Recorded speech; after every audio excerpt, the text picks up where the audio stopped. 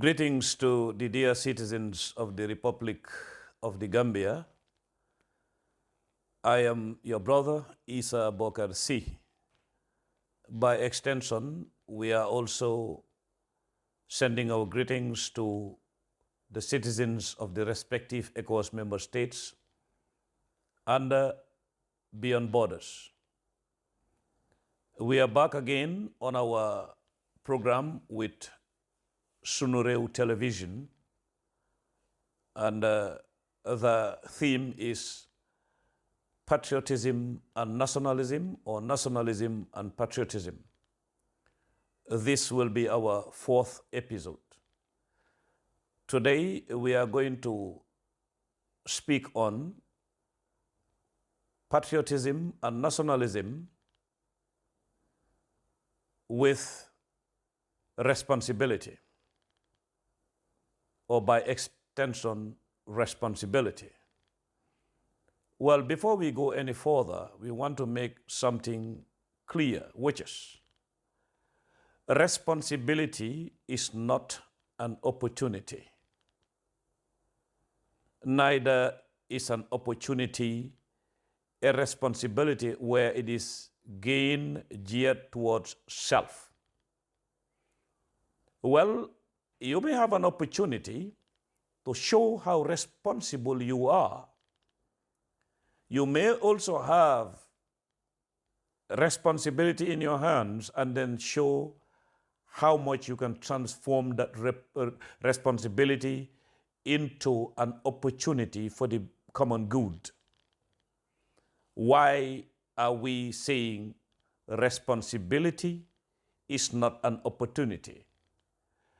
Well, many people, especially within Gambian culture, do believe that when you are assigned to do a job, or when you are assigned a duty or a task, it is a chance for you to be different from the others that you are serving, where your mundane desires will be the propellers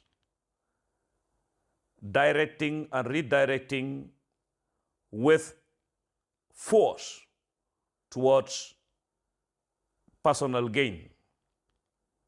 That is definitely not what is expected of any person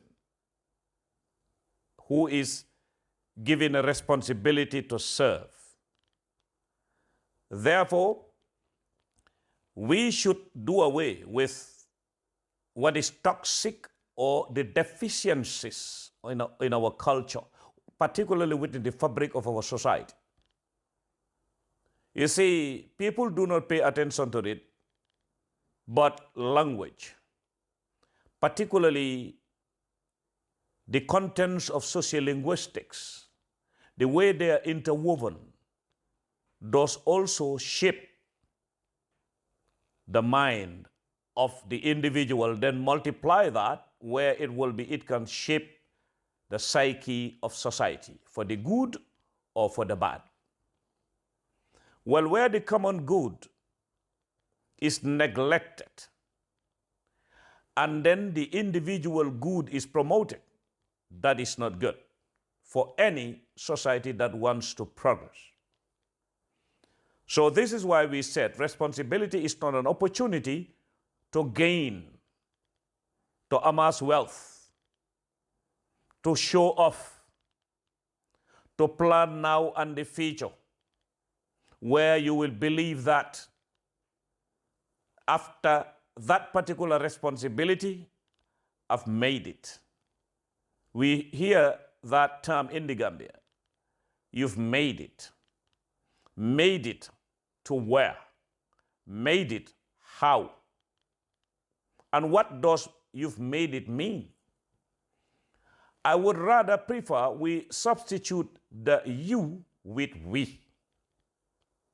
We, the people, we, the citizens, we, the republic, have made it out of abject poverty. We have made it out of retrogress.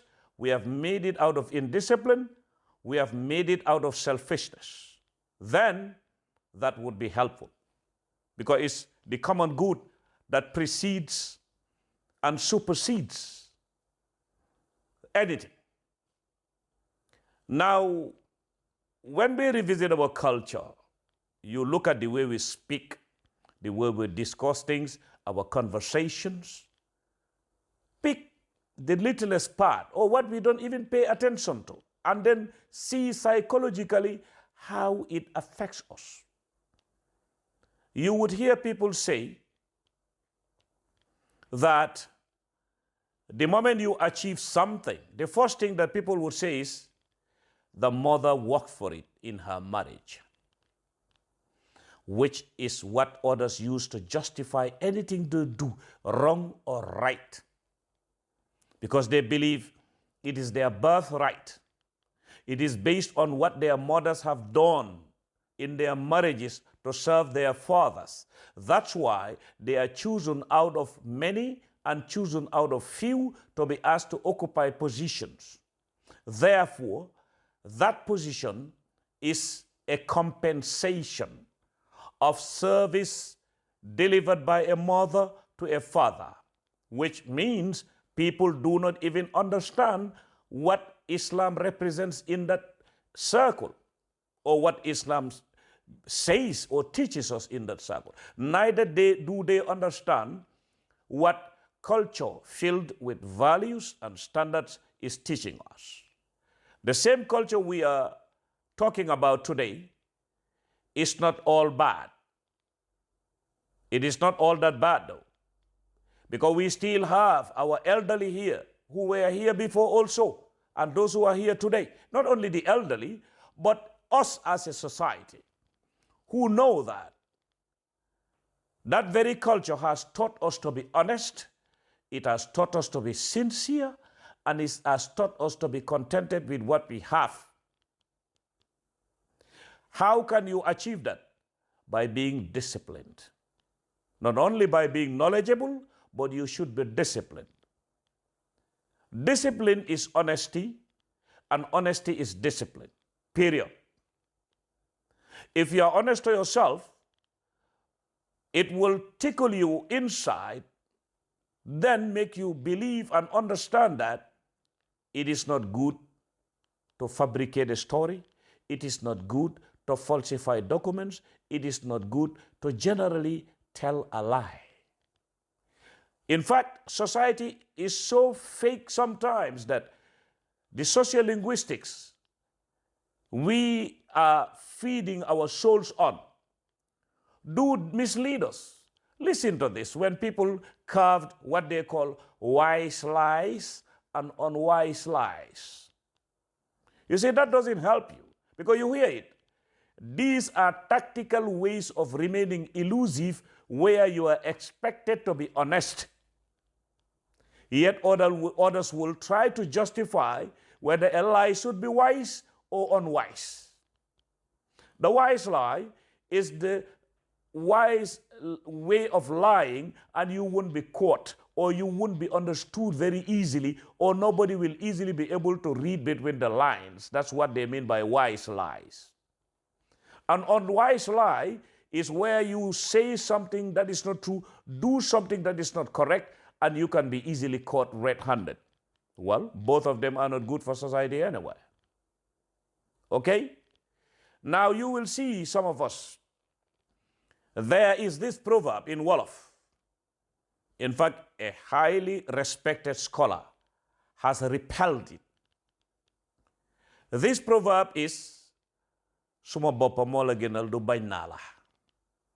Like being selfish, where another person is near you doesn't mean that you don't like them, but you are expected to be selfish. These things keep ringing inside our minds. They keep revolving in our hearts, and they keep staining our souls and darkening our thoughts. But we do not realize it. You see, that very society will claim to be 90% Muslim. Others are other religions. They would say it that way. But if you look deep inside, or if you really understand the teachings of Islam itself, well, we will go back to that. We have heard the ayah. It says, innamal mu'minina ikhwa. Means any person who is a believer, male or female, you are the kin of the other believer. Where can you inject, sincerely, honestly speaking, how and where can you inject suma boppa mola genal du bagnala, that I have to be selfish, which does not mean I don't like you, but I'm expected to be selfish. That's what it means. In any situation for that matter. These are the propellants. These are what strengthens that passion in people to transform themselves into extremely selfish souls who would only think of themselves. And that is a serious disease in the Gambia. As our society, look at it. Look at the fabric of our society. Look at our interwoven activities. Study it properly. The most common disease and the most dangerous disease in the fabric of Gambian society, or in fact the two most dangerous, I would say, are selfishness and lack of discipline. Then if you extend it, selfishness, ignorance, lack of discipline.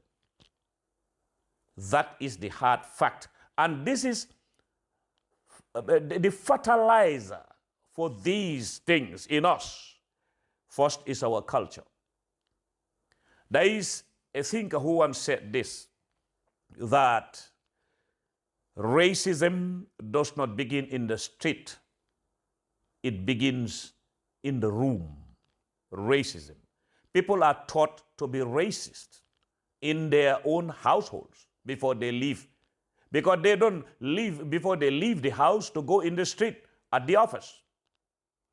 Handle responsibility. Ethnocentrism or tribalism also is what we learn in the room before we go in the middle of the yard and then go to the street. The incubators that make those babies who come out and be destructive in society are at home. The incubator of the racist, the incubator of the tribalist, the incubator of the corrupt, the incubator of the selfish are all at home. It's where they make the premature baby. Then when the baby is mature, they release you. Do you know why I call them premature babies? Because nobody is born a tribalist. Nobody is born a thief. Nobody is born selfish. Nobody is born indisciplined. In fact, nobody is born ignorant to a certain extent, because at least the baby is taught by Allah how to identify the breast, and they know instinctively that when I'm hungry, I will feed. The mother will give them the breast. Nobody teaches a baby how to suck the milk from the breast. Nobody teaches them that. It's only Allah. So they have learned something. Now it is the environment that creates all these unwanted elements. The selfish, the ignorant, the indisciplined, the corrupt, and the fake. All these is the environment. Okay? So if we do not understand ourselves, how are we going to be able to understand our operational environment? Life is a war. Specialists in the war field, those who go to war and they are specialized in war skills, one of the subjects they study is understanding your operational environment. Now, life as a war and every day is a battle. If you don't know if you don't understand your operational environment, how are you going to fight the war? Where does environment begins? Where does it begin? In you. Because you relate to it. You are the reflector. You are the one who sees the tree, you know that this is a tree. You are the one who sees fire, you know this is fire. You are the one who sees something dangerous, hazardous, or something good, then you know. They relate to you. You as the person, if you understand yourself first, by using knowledge and discipline, honesty, then you will be able to be a very good, dependable, standalone, if you wish, reflector while the environment surrounds you. But if you are not, that's another problem. This is why I said tribalists, ethnocentric feelings, if you wish, the selfish, the ignorant, the ill-disciplined, the disbeliever, those who worship idolatry and all that is made at home. You never see anybody come to the street with their family, spread a mat, and then tell people, today, what I discussed with my wife and my kids at home, I'm going to make it public. You never see that. You don't see a television program that is designed to ask people to come on TV honestly, sincerely. I'm yet to see that program. Honestly and sincerely, come and tell the world what you talk about in your family every day without being fake, without hiding anything. You will never see a program like that. Even those people organizing the program on the television will not agree to that. Because they will know that will be the destruction of society. You hear TV programs where they say hard talk, frank talk, direct, whatever, but there are limits. So that honest part of us at home is what we should train. We should feed our souls with that honesty, but that honesty also, the container of honesty should be filled with discipline and knowledge. We will face our kids and tell them that the truth is, Allah does not make mistakes. He's the one who created Wolofs. He's the one who created Fulas. He's the one who created Mandinkas and all other tribes. So you cannot believe in Allah and Prophet Muhammad Sallallahu Alaihi Wasallam when you do not like these other people. There is where you should begin. Then proverbs like, Suma boppa mama la genal du bañ naa la will not thrive. They will die. Because you are expected to follow that path to be able to be a good human being. We all want to be, any person you meet, when you seriously mean it, you look at them and say, you are a bad person. They will feel very bad. Even if they are bad, if you see them, you tell them, I know it's just a mistake, but you are a good person. You will see that you have injected something in them. They will start thinking that, oh, he hasn't discovered that I am bad, so let me try not to even continue. Let me remain the way he thinks I am, and then everybody will say I'm good. Because I've been hearing people saying that I am bad, I am bad, I am. On the whole, I'm good. Particularly if the person saying it is a public figure. Particularly if the person saying it is your father or your mother or your uncle or the imam or the headmaster or the teacher. Sometimes also we have to motivate the young ones. When they begin something good, motivate them on it. When they are doing something you believe we all agree is bad, because bad and good also are relative. Some people, when they send you to go and buy them cocaine, you refuse. They would say, you have no discipline. Imam Kulu, Neaki, Amulo Yar. I'm speaking our languages. You have no discipline. Because I am your uncle, I sent you, you refused. Is that not relative? Is the child a child that lacks discipline? Or is the child a child that was filled with discipline actually means at home, and they know the difference between going to buy cocaine and buy cola nuts? If you send them to go buy cola nuts, they go. If you send them to buy cocaine, they refuse. They are not ill-disciplined. They are not indisciplined, sorry. They are highly disciplined kids. You, the elder, are the one who does not have discipline. So that part of the culture also should be looked at. It doesn't mean that when you are older than a person, anything you tell them, they just have, whenever you tell them jump, how high? In fact, they will tell you, if you tell them jump, they will say, I have wings. I will fly instead. No, no. So all these things are shared responsibility. The opportunity I'm talking about here is the opportunity for you to be able to do something at a certain point of time, and then you become selfish about it. That's why I said responsibility is not opportunity. But opportunity, when you have it in your hands, you can also show how responsible you are. If you are given a responsibility also, you can also show people how you can transform opportunity into what will benefit everybody. That is what I'm talking about. But not to say that I'm given the responsibility, it's my chance to steal, to dupe, to conduct unshady deals, to be corrupt, okay, to be fake, to inflate vouchers, okay, to do wire transfers into where you know it shouldn't go, okay, and then you will go and make people believe that you are a Muslim. You fast from dawn to dusk. You go to mosque like everybody. You attend tafsir Quran. You attend dairas. You attend everything. Yet, you deny hubbul watan min al-iman. You deny innamal mu'minina ikhwa, which means to love your people or to love your nation, or however you interpret it, is part of Tawheed. Okay? With that one, you will come and look at yourself and say, oh, really? If you're honest to yourself. You see, honesty begins with self. Then you know that what you are doing cannot be matched with the teachings of the religion you identify with. It cannot be matched also with the culture you identify with. Our culture is good.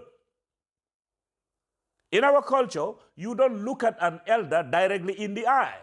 Some people will say in other cultures, if you do that, that means you are fake, you are a liar. I told them, I was giving a speech sometime at the university in America. I said, look, that is not true. You cannot universalize, in quotes, I would say it that way, your perspective, your cultural perspective. You cannot.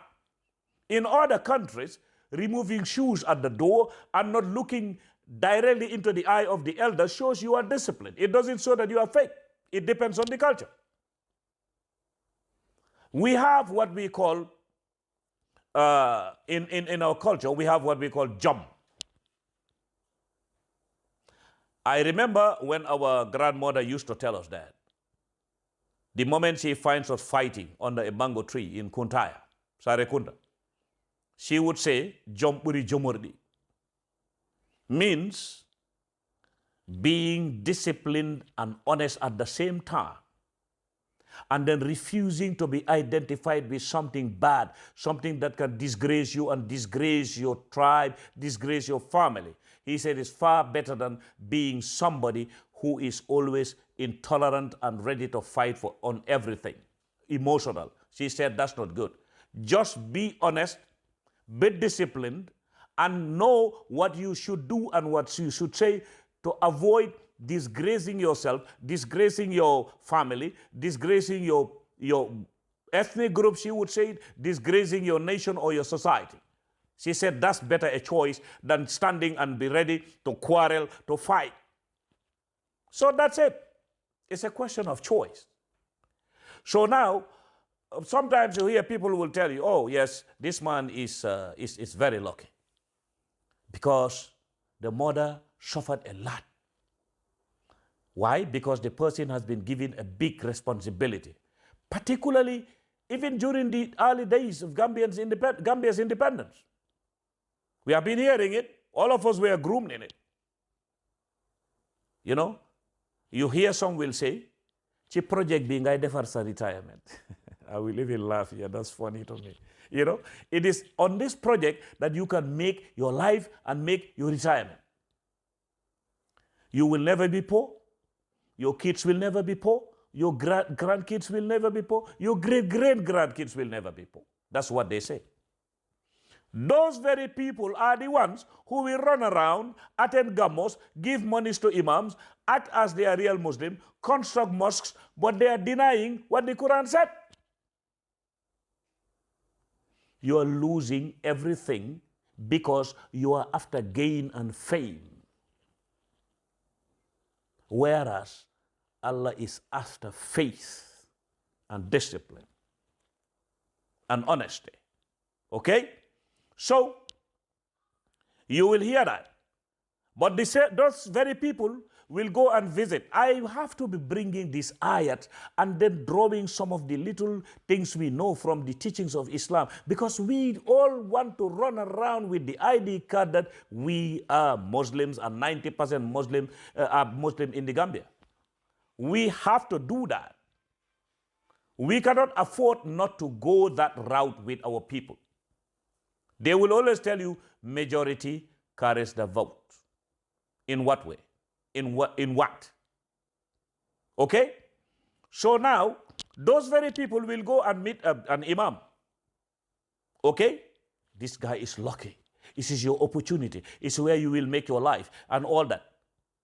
As if your mother, because she worked for your father, she was loyal to your father, as they say it, which I know is not true. Many people are here, they have got good jobs, they have got a lot of money, and we now, if we were to revisit history, I doubt if their mothers were like that. That is not a justice. The reason why you are being told that your mother should be obedient to your father, the teaching is the chain of command. Wherever you see people like that, they will make it in life, as Gambians would say, make it in life. But making it in life, you are using the wrong tape line. How do people justify that? He has 10 compounds. He has a lot of cars. He has beautiful wives. His children go to school and they are dropped by a driver. During the time I used to go to school, I had seen people who were being dropped by drivers at the school. Wallahi, today, those people, they will not even come near me if it is achievement. And many others like me.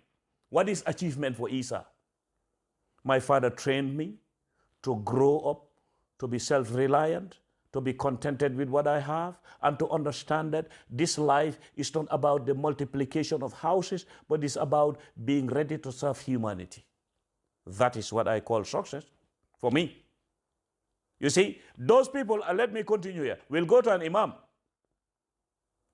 saying that their mother worked for their luck, which is a very dangerous way we are interpreting things. That's not what the deen is teaching us. Culturally, people always believe in that. In fact, some of them will tell you, you hear people, I've heard it.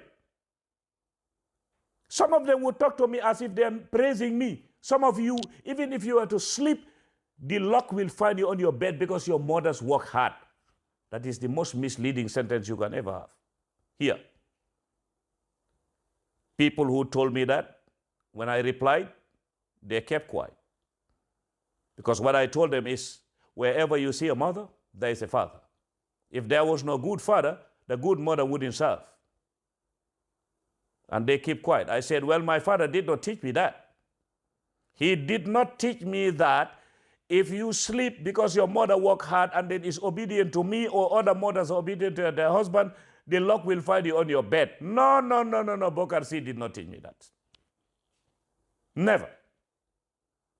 In fact, I'll give you a story. One day, people came home and he was writing stuff and they were licking it and then goes because they believed that it will make them intelligent. I came to him, I said, these people are living their villages. You are writing and they're licking these things so that they can pass. He said, Essa, I'm not going to write anything for you. The ayah means, "Nuqri'uka fala tansa illa ma sha Allah."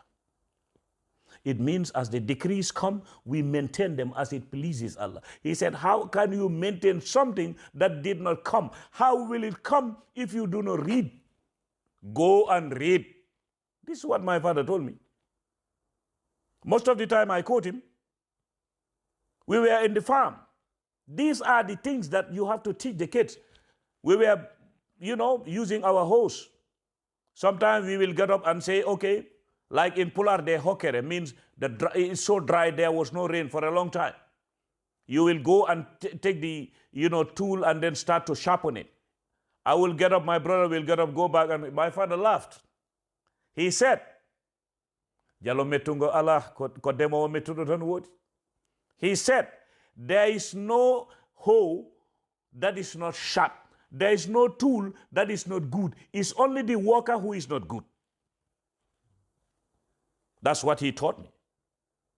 He told me one time, because why am I quoting him? I want anybody else listening to me, quote your father, quote your mother, because I know your fathers are giving you very good lessons. Quote them. I'm motivating you to quote the good part of your father's speeches and teachings. I know that. They are doing their best. You know? He looked at me one day and he said, Isa. I said, yes. He said, liggéey bondo na wodi, liggéey moƴƴo na wodi. Kono liggéey bonnata hoore mum, liggéey ta ko hoore mum. What does that mean in Pular? In Wolof, he said, liggéey bu baax amna, liggéey bu bon amna. Mo ne waaye liggéey du liggéey boppam. Si soose mo ne doku beto sotata doku jaw sotata bari doku la kendo anin doku la jaw wolle ka doku wulu. What does that mean? It means the old man told me there is a good job and a bad job. People hear that. Oh, good work. Oh, this very bad work. He said, but work doesn't work itself. He said, what determines good and bad at the end? He said, it's the worker. A bad worker produces bad work. A good worker produces good work. But work doesn't work itself. These are the things we should inculcate into our kids, in the minds of our wives and everybody else. Because the kids spend a lot of time with the wives, the mothers. Sometimes the society is so hard, the survival is so hard that they will teach them the skills of survival instinct, not survival skills. You know, the skillful person in survival would make sure that anybody around him or her is also comfortable in one way or the other, because any day they need something, they can go to that individual. But the one with the survival instinct is just like the way you see the antelope running and then the tiger is following it. All the tiger sees is to eat that antelope. It doesn't care if that was the last antelope. When it needs another one, it runs around. That's instinct. Human beings shouldn't have survival instinct. We shouldn't be instinctive, because that's closer to being an animal. We should be reasonable, rational, and thoughtful. But in the Gambia, you have a sea of emotions, though. Everybody drinks from that sea every day. They drink from that sea every day. They will be selfish to the core and expect others to have empathy for them. Like I say all the time, my brothers and sisters, we all raise our hands and pray to Allah. Give me money, give me cash, give me this, give me that. But don't give it to Biran. Don't give it to Usman. Don't give it to Isa. In fact, I'm going to write something like a khatim and bury it somewhere, so that, like they say in Mandeka, abidubenna, means you are going to be put off. Your luck will be put off. That's an intention. You cannot do it. But it's not a good way to intend things towards others. You see, this is why I said responsibility is not opportunity. Now, what is luck? Before I close, we are going to end it here. We talk about luck. And this luck is what is destroying us when we are given a responsibility. We don't understand luck. Luck means where preparedness meets opportunity. You are prepared, and you have the opportunity to do good. Preparedness plus opportunity equal to luck. Only opportunity without being prepared is the deficiency we have in our society, because we are not prepared. The preparation is, say, your mother worked for it, as I would say, direct translation. That's not preparedness. That's hallucination. Okay? Then if you have that, you will have preparedness only. That's better. Always be prepared, even without an opportunity. Because if you have an opportunity, you are already prepared. But be very careful of only opportunity without being prepared. Finally, I will say this. There's a French thinker who said, l'esprit préparé favorise le hasard.